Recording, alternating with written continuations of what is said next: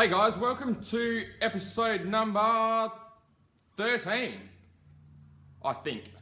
14, episode 14. Today we're up to episode 14. So what I want to do is have a chat with you guys a little bit about painkillers, about Panadol. Get me set up properly there. So in the garage gym today.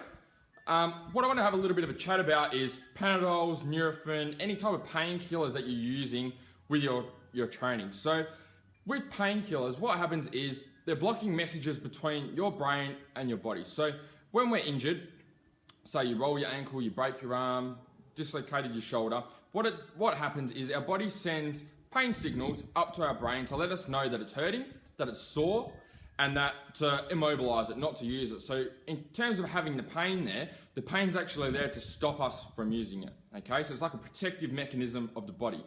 Now, what happens when we take painkillers? It stops this message between our body and the brain.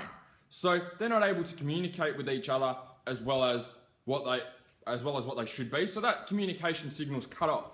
Now, when that's cut off, we no longer get the pain signal. So just say that you've been training and you've done a lot of training and maybe you've hurt your shoulder, okay? So you take a couple of painkillers because it's sore.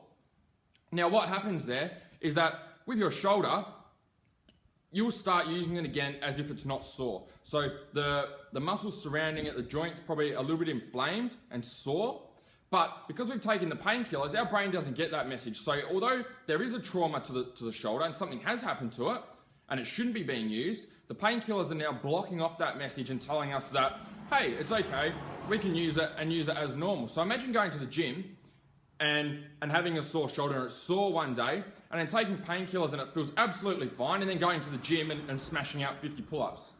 Okay? So what that's going to do for your shoulder, it's going to feel great at the time. It's going to feel awesome. It'll feel like there's nothing wrong with it. It's completely fine. Same with like a cortisone injection. It will do exactly the same thing.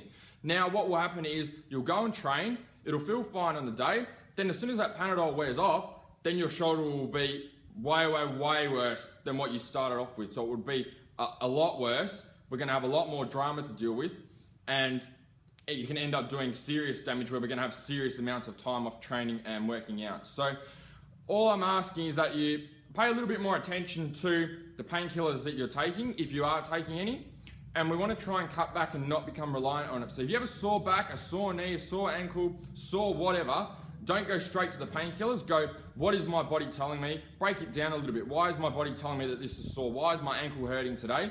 That means that if it's sore, that I shouldn't be using it, not trying to cut off those messages and risk injuring yourself further. So that's just a little bit of information there on painkillers. So I just want you to be a little bit more aware about them and the reason why you're using them, okay?